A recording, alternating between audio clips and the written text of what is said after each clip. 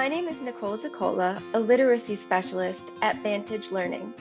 Today we're going to connect two things that are often discussed separately, the science of reading and the science of writing.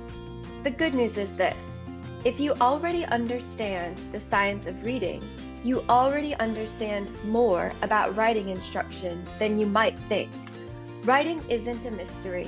It follows many of the same cognitive and instructional principles.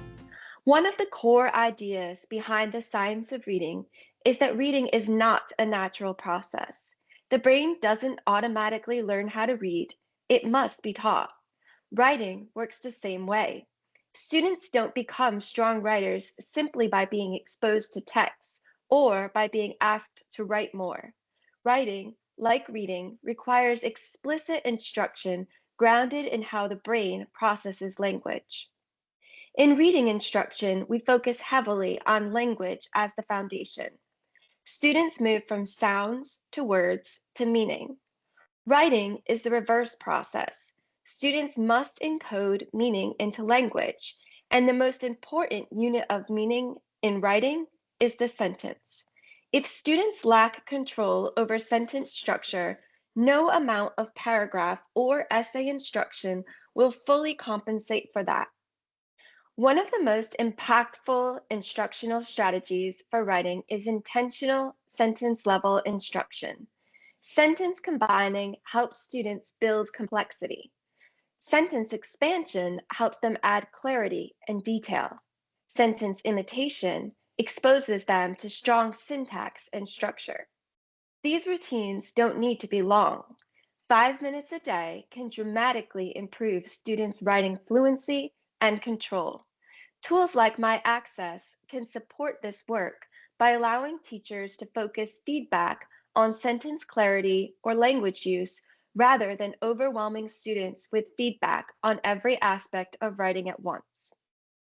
Another major principle of the science of reading is cognitive load. We know working memory has limits. Writing places a heavy cognitive demand on students. They must generate ideas, organize them, construct sentences, spell and apply conventions simultaneously. When we ask students to do all of that at once, we often see shutdown, avoidance, or very surface level writing. To support developing writers, we need to intentionally reduce the cognitive load. That means designing writing instruction so students focus on one skill at a time. One draft might focus on ideas, another on organization, another on language or sentence clarity. Modeling your thinking aloud is especially powerful. When students see an adult struggle productively with writing, it normalizes the process. Platforms like My Access make this easier by allowing teachers to assign writing tasks aligned to a specific trait or focus, rather than treating every piece of writing as a fully polished final product. In reading instruction, we don't simply assign independent reading and then assess it. We guide practice, model strategies, and intervene intentionally. Writing requires the same instructional mindset. When writing is only assigned and graded, students don't learn how to improve, they just learn how to finish. Writing growth happens through guided practice, not through evaluation alone. Guided writing cycles mirror what we already do in effective reading instruction. We model first, then we write together, then students write independently, but with feedback and support. Shared writing, collaborative writing, and short, frequent writing opportunities build confidence and skill far more effectively than occasional long essays. Digital tools like My Access support this cycle by making it easier to provide timely feedback and allow students to revise frequently, which is where real learning happens. Another parallel between reading and writing instruction is the role of feedback.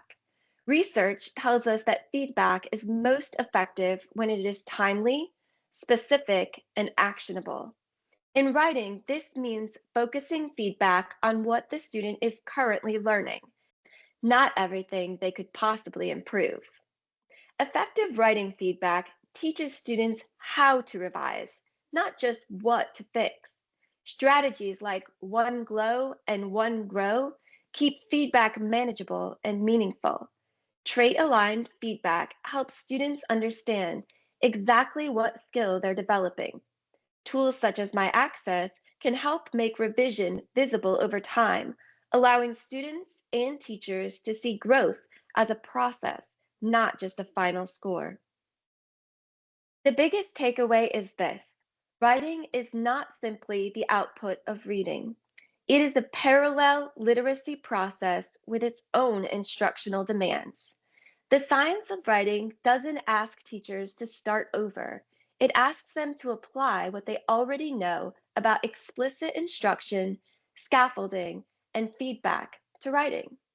If you already believe in the science of reading, you are well positioned to strengthen your writing instruction. Start small. Focus on sentences. Reduce cognitive load. Use feedback as instruction.